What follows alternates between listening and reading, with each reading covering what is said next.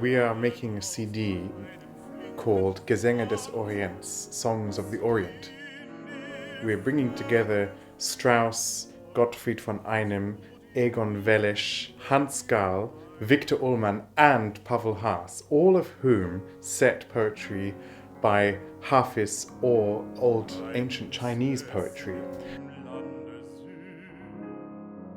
Of course, they were considered entartete Musik, for, degenerate music. They were banned by the Nazis. The composers themselves, Pavel Haas, Victor Ullmann, were both murdered in Auschwitz.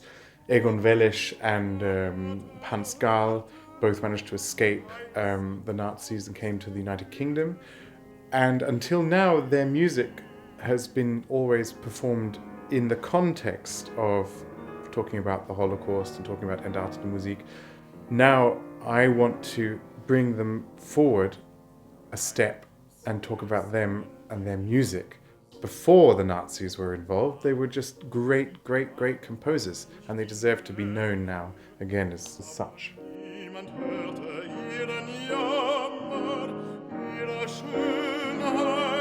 So we've got a beautiful program where very disparate composers, contemporaries, are united by a completely artistic theme.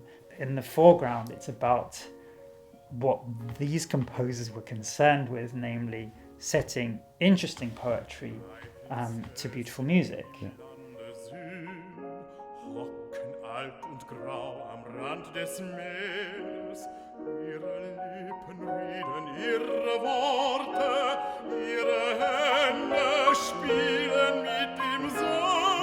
Yeah, it's interesting. They all set the same poetry, basically, the same core repertoire of Chinese and Persian poetry, apart from some slight playful allusions to a Persian or a Chinese musical idiom. They basically they're writing in their own individual compositional style. So Strauss's version of Hafiz just completely sounds like Strauss.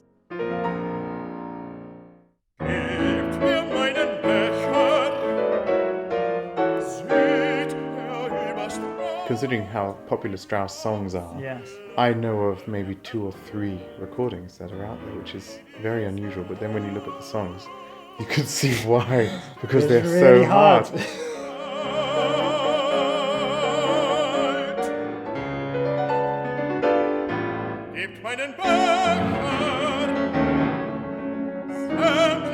One of the functions of a 21st century record label is really to look for repertoire that's not well covered. It was always a case of what can you discover that excites you, and that will also excite you.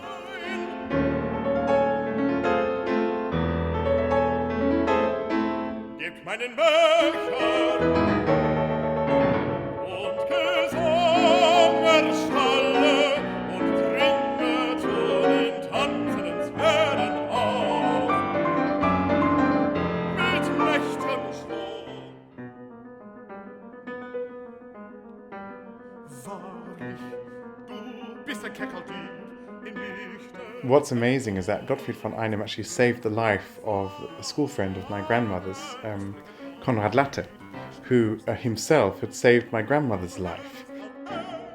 Before my grandmother and her sister, aged 16, attempted their escape, they were given a vial of poison of white powder by Konrad Latte.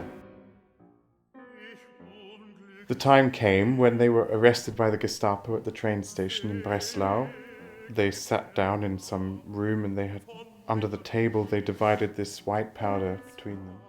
And they took this powder, but they didn't die, because Konrad Latte had replaced the strychnine with icing sugar. They both were then imprisoned in Auschwitz, and my grandmother survived because she was the cellist in the orchestra there, and then was liberated from Belsen by the British. But Konrad Latte made his own escape.